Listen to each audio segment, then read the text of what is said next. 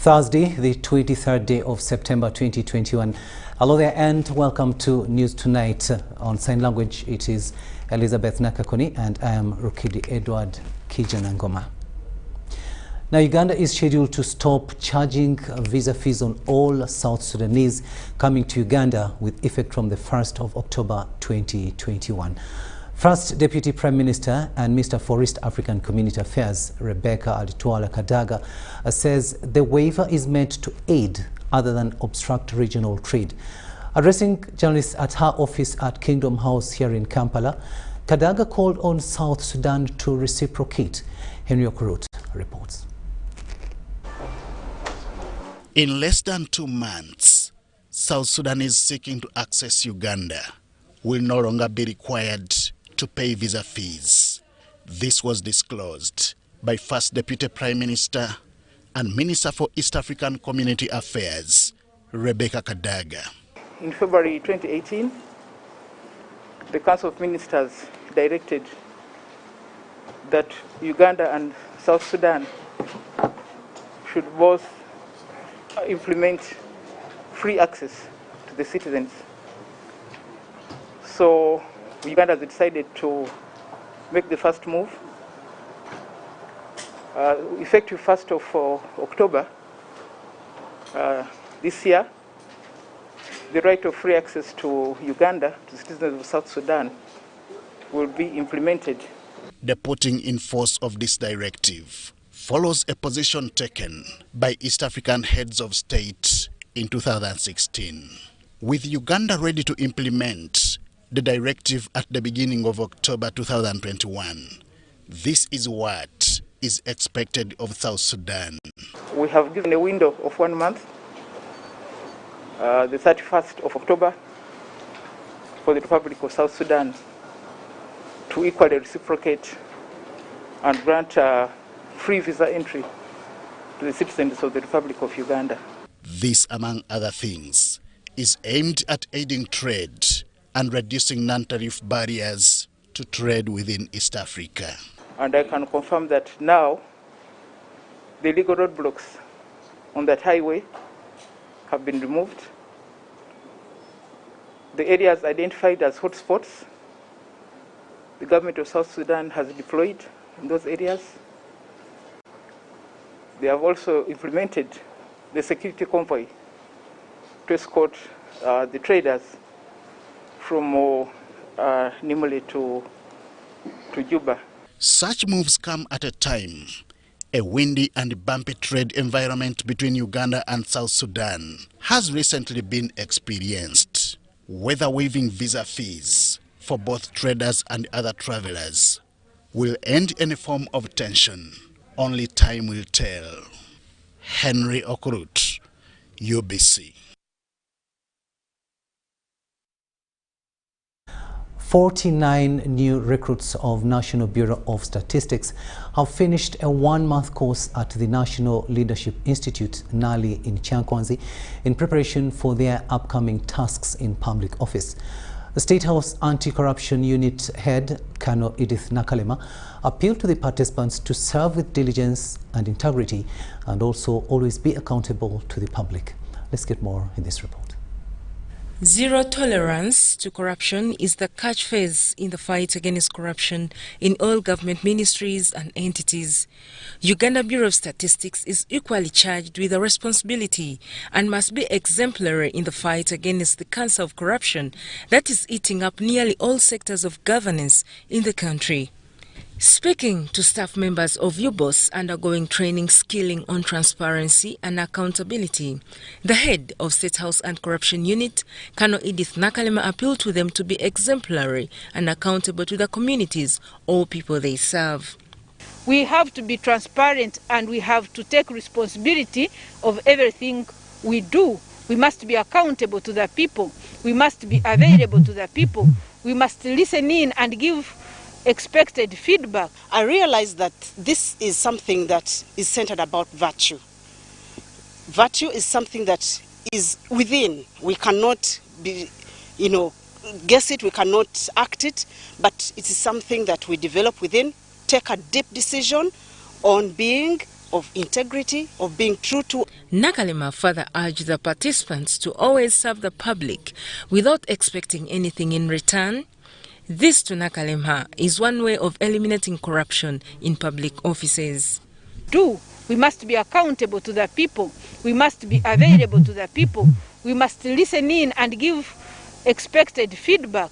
So I want to appeal to all of us in public offices to be accountable and transparent to the people. For us to serve with integrity, we must live by example. She further asserted that with needed capacity and information, women can contribute to advocacy against corruption in their local communities.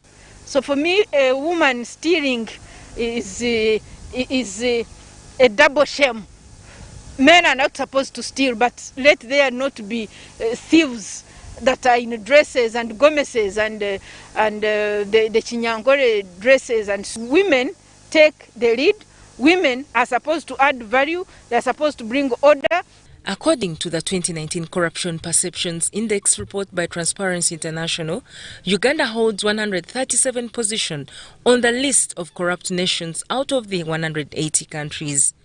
Lieutenant Colonel Edith Nakalema asserted that since the creation of the State House Anti-Corruption Unit in 2018, over 53 billion shillings have been recovered from culprits that were brought to book over theft of public funds. Helen Barbara Jizamba reporting for UBC TV News. And would like to make a correction there. She is Colonel Edith Nakalema, not Lieutenant Colonel. Uganda and the Czech Republic have committed to fresh bilateral relations in areas of trade, manufacturing and military. This resolution was reached at following a meeting between a delegation from the Czech Republic led by Martin Klapa and the Ugandan team led by General Jeje Odongo at the Ministry of Foreign Affairs offices here in Kampala. Samuel Senono reports.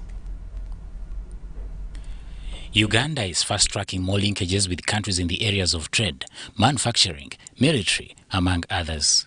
During a meeting with officials from the Czech Republic held at the Ministry of Foreign Affairs headquarters in Kampala, Foreign Affairs Minister General Jeje Odongo revealed that the country is currently focused on building and expanding existing relations. He added that Uganda stands to benefit a lot from strengthened trade relations with Czech Republic. We've been basically involved in determining and agreeing which areas of cooperation we are going to focus going forward.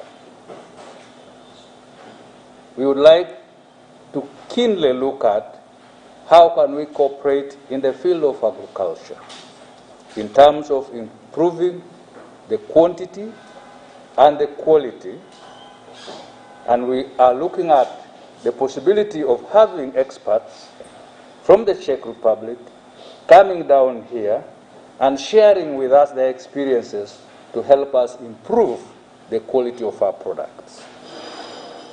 We continue to focus on tourism. The potential has not been fully exploited, and we would like to share what can be done to improve and attract more tourists. Available data indicates that Uganda imported goods worth $14.9 million from the Czech Republic and only exported to the Czech Republic goods worth a paltry $1.6 million. Martin Tlapa, the Czech Republic Deputy Minister of Foreign Affairs, highlighted that they are looking at forging new relations with Uganda in diverse areas. Each other may be a little bit better. Despite the kilometers which are splitting Europe and Africa. I think that this is, they are both countries which are landlocked in the region. We have to be smart to give a prosperity, peace and security to the people. We have to be also smart with the neighboring policy, to be active, not to wait happening around, but to have a very active policy. And these two things, seems to me, are putting us very closely. On the fight against the COVID-19 pandemic, he revealed that the Czech Republic will stand with the people of Uganda. We already have in your country almost 300 hospital beds for the Linet company, which is a leading global company in making hospital beds. And we will be very happy if we can continue on the discussion how we can help on that. Czech Republic now has a consular office in Uganda, and Stephen Kaboyo was recently appointed as the Consular General. Samuel Senono, UBC News. Muslim and Christian clerics have welcomed the opening of places of worship despite limited numbers. Pastor Jackson Senyonga of Christian Life Church, Boise, says the church will conduct different sessions, while the Secretary General, Uganda Muslim Supreme Council, Ramadan Mugalu, asked imams to emphasize use of prayer mats by each individual. Sudat Kaye reports. In his address to the nation, President Yoweri Museveni gave a directive of reopening places of worship, restricting them to not more than 200 people. The initiative has been welcomed by religious leaders, saying the opening is timely. People who are coming to congregate in the mosque, they should not be more than 200 as put by the government of Uganda. We know some mosques are small. What is necessary is to maintain social distance within those mosques, so that you sanitize or you wash your hands with the soap before entering or accessing the compound. Come to the prayer mat. Pastor Jackson Senyonga of Christian Life Church Waise thanked the president for considering places of worship and reopening them. We should not guidelines. We should not go beyond what has been advised us to observe, and once we stay within the perimeters of the wisdom of our president, I believe Ugandans will continue to be safe even while we worship. He appealed to religious leaders to celebrate the opportunity with gratefulness and never take anything for granted. The president is willing to open the bars after the vaccination of 5 million people. To me, I saw it as though he will be opening up the churches fully. Because if a drunkard is allowed to go and stagger in the bars, how about we who worshippers, who are worshippers, who understand exactly where we are, how many we are, and the kind of distance we have to keep from each other. So by opening the bars, I believe His Excellency will open the churches fully. So before you complain, be thankful to where we are, and I believe that the light is right there at the end of the tunnel. He further urged religious leaders to encourage Ugandans to go for vaccination. Sudat Kaye, UBC. Thanks, Sudat, for that report there. Now, government will continue supporting Uganda Cancer Institute and Palliative Care Association of Uganda in areas targeting improvement of patient care.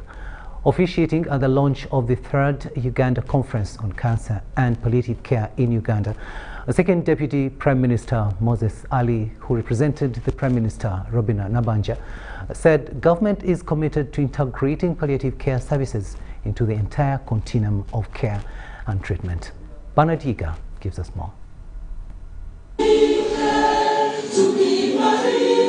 The 3rd Uganda Conference on Cancer and Palliative Care, under the theme Cancer and Palliative Care in COVID-19 and Other Challenging Situations, has kicked off with stakeholders such as researchers, policymakers, donors, development partners and government, sharing information and drawing strategies aiming at cancer prevention, research, treatment and palliative care.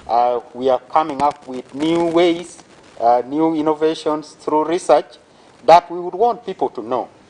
And this conference is the avenue through which we can do that. Opening the 2-day conference, the second Deputy Prime Minister, Moses Ali, noted that cancer is on the rise in Uganda, yet the survival rate is still below 20%. Rise, both in adults and the children.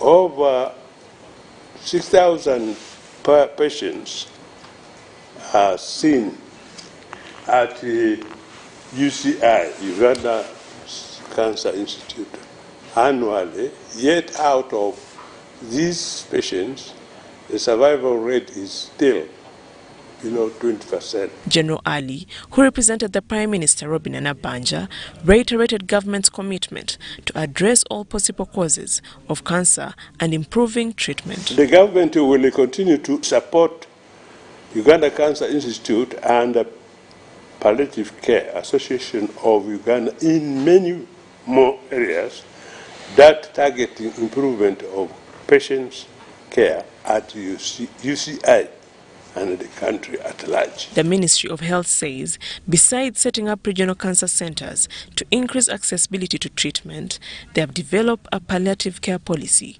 to strengthen cancer response. Palliative Care Association of Uganda, and we have developed a palliative care policy, which will soon be presented to government for approval. It's really our sincere appeal that when this policy is approved, it will be the basis of palliative care provision in this country. And I'm happy to announce that the availability of cancer drugs at the Institute now stand at about 90%. According to the 2020 current statistics, Uganda now has beyond 350 cases per 100,000 people, compared to 2010, where the incidence was about 150 cases per 100,000 people. Nwasasira Isabella for UBC News. 16 minutes after 8 in the studios of UBC TV. We'll now take a short break and return with business news. Do stay with us.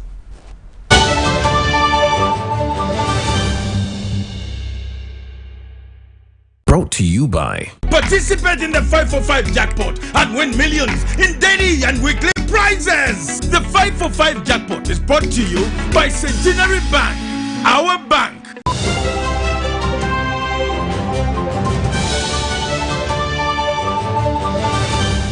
Today in history.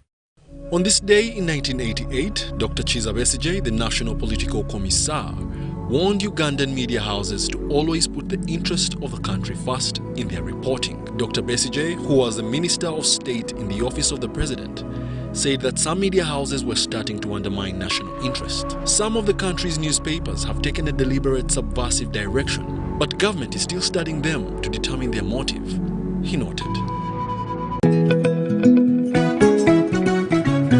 My home, I smile when I think of you, Uganda. My home, at you, Uganda. My home, oh my Uganda. I know, with you I'll always stay forever. I know, my home, under the sun so bright, under the moon at night, on my heart, mommy, oh my Uganda. Hey, mama. At MTN, we look forward to starting another exciting journey together to grow our home, Uganda. Echa COVID-19 chijja kugwa only if we stay at home, observe physical distancing, wear masks properly, sanitize or wash our hands with soap and water regularly, or get vaccinated now.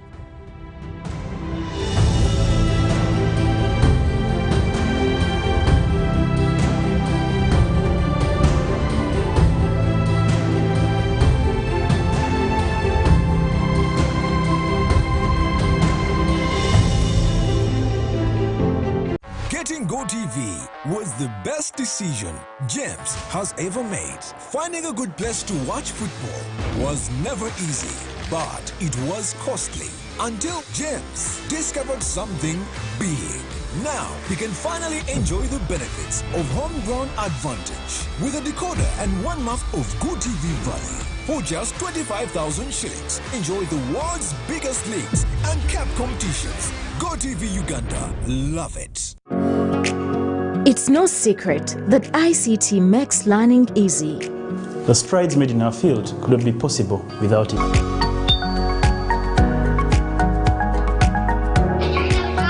And now we can watch our favorite shows. My radio is my best friend. UCC provides an enabling regulatory environment and policy guidance for healthy competition. We also facilitate ease of doing business in the communications sector through licensing, standardization, spectrum management, tariff regulation, rural communication development, and consumer empowerment. An informed consumer is an empowered consumer. UCC supports local content and innovations. Driving the development of a robust communication sector in Uganda is Uganda Communications Commission. Switch from AfriCell to Airtel, Uganda's only 100% 4G network, and get 50% data bonus on all bundles. Visit the nearest Airtel shop with a valid national ID to buy a SIM card today. For business entities, please share an email with business.support@ug.airtel.com. Enjoy the best rates on calls, SMS, data, and Airtel Money across Uganda on your preferred number. 50% data bonus is valid till 15th November 2021. Airtel, the smartphone network. 5 for 5, 5 times the winning, yeah. 5 times the happiness, yeah. 5 times the luckiness, yeah. 5 for 5, oh yeah. It's 5 for 5. 5 for 5, 5 times the money, yeah. 5 times the shopping, yeah. 5 times the prizes, yeah. 5 for 5, oh yeah. It's 5 for 5. 5 for 5. Win 100,000 Uganda shillings weekly in the 5 for 5 jackpot. Simply download the Center mobile app. Click Center on the go to open your account online. Transact 5 times or more using Center mobile, Center Visa, and Center agent to stand a chance to win. The more you transact, the higher your chances of winning. So participate in the 5 for 5 jackpot and win millions in daily and weekly prizes. The 5 for you by Centenary Bank. Our bank, Centenary Bank, is regulated by the Bank of Uganda. Customer deposits are protected by the Deposit Protection Fund. *185 *750,000 Ugandan shillings for fixed deposits. Airtel Money Super Saver is powered by KCB Bank Uganda. Airtel Money, instant, secure, borderless. T's and C's apply. You know, you could just buy a new smartphone from anywhere in Uganda. Dial *175*94# to activate their 100% double data bonus offer on weekly or monthly bundles for 3 months. Better yet, you automatically receive free 1 GB valid for 30 days. You are hooked already, aren't you? Enjoy 100% double data bonus from Airtel. Buy a smartphone from anywhere in Uganda and insert an Airtel SIM card. Dial *175*94# to activate a 100% data bonus offer on weekly or monthly bundles, valid for 3 months. Dial *175# and select your preferred bundle to activate a 100% data bonus offer on weekly or monthly bundles, valid for 3 months. Airtel, the smartphone network.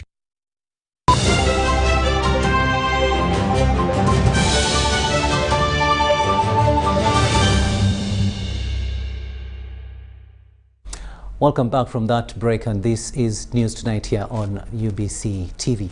Let's have a look now at what's happening in the world of business. Despite effects of the COVID-19 pandemic, National Social Security Fund's comprehensive income for fiscal year 2020-2021 increased by 25% from 1.427 trillion to 1.84 trillion.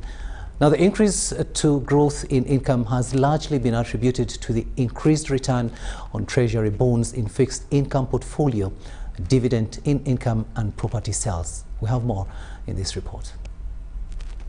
The NSSF fund has continued to grow and evolve, recording 150,000 new members and an 8% increase in member contributions from 1.27 trillion to 1.37 trillion in the financial year 2020-2021. Of course, there are a lot of customers who have fallen off the radar and are no longer contributing. Those numbers are in the region of about 20% of the numbers that were. But the problem with a dormant NSSF account is that it is on and off. A lot of people get employment, they then fall off the radar, and then they get re-employed, and then they reactivate their account. So our number is very mobile. Results released by the fund also show that its assets under management increased by 17% from 13.3 trillion shillings to 15.5 trillion as of June 30th, 2021. The amount we need to pay for pension towers concrete is 1 month's collection. So it's so difficult to say that we will put more money in real estate because it's so difficult to build and put concrete there. So real estate is not an asset class. In any case, it's got its inherent difficulties, and therefore you cannot overexpose the fund to there. The amount of money paid out to qualifying members also increased by 29% from 496.4 billion in the financial year 2019-20 to 642.3 billion in the financial year 2020-2021. The biggest sector contributing to NSSF is the education sector. I know that the education sector has actually been off, really on and off for the past 2 years. And of course, the tourism sector is not big, probably around 5% of what is coming in. So in a nutshell, our contribution have gone down by around 20%. Or when you go to the informal sector and they want to save for education, they want to save for, say, medical, you can't invest those monies in the same way that you save for somebody who's going to retire. So there will be, most of you may end up with the 2 or 3 accounts, simply because you are saving for specific needs that may require different timelines and flexibility in terms of withdrawing it. Concerns about how the fund will manage the NSSF amendment bill inevitably come into play. As you've noticed, we are a long-term investor. These requirements have just come in. As fund managers, we need to find a way of finding the liquidity to be able to pay this.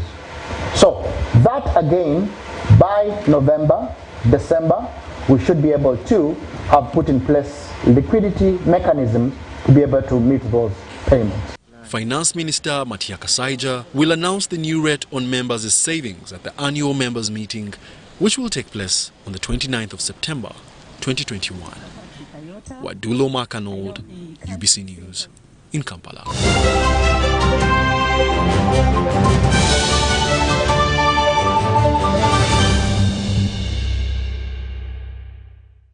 Sports news now, and we look at women football. Uganda under-20 women's national team has arrived in Kenya ahead of the 2022 FIFA Women's World Cup qualifier game. With the game slated for this Saturday at Nyayo National Stadium, head coach Ayub noted that the final squad has got the required ability to register good results before the return leg in Kampala 2 weeks later. The team that travelled is comprised of 2 custodians, 6 defenders, 7 midfielders and 5 forwards who will be charged with the responsibility of finding goals for the team. The team played 3 practice games against Crested Cranes while in camp at Fufa Technical Centre in Jeru, but managed only a win. Players as individuals, but not as a team. We are ready. I'm saying as Team Uganda, we are ready to win the game on Saturday. And that sports report brings us to the end of this first edition of News Tonight. Be there for us at 10 p.m. when we have our second and final edition. Elizabeth Nakakuni has been on sign language, and I am Rukidi Edward Kiijanangoma. See you at 10.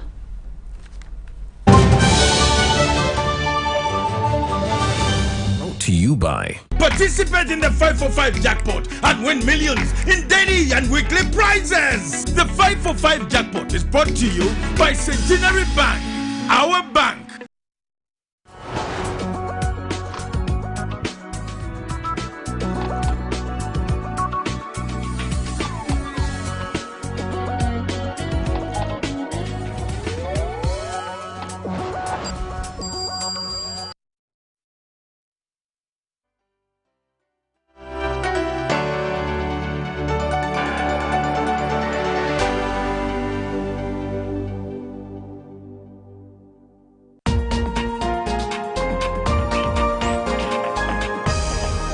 this weekend on UBC. Now, on the show, we are going to talk about one thing and one thing only: TikTok. Hello. Hello. How are you? Fine, how are you? Fine. Kati muyindi mbadde nsaba hiyo mitwalo ebiri. Sina sent. What? TikTok is a Chinese social media app that was vetted for producers to create content that can't be more than 60 seconds. Now, these videos are shared to each and everybody. Of recent, it has spread like wildfire. And in Uganda, we've actually developed a superstar who is a native to that platform.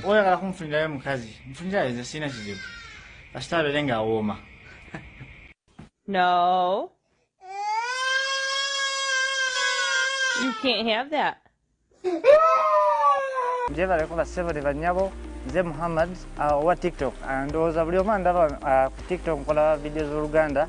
When I meet fellow Indians, nabo bata niko kunegomba bagamba ochikola batya. I used to see my sister doing My sister used to record videos, but she never used to post.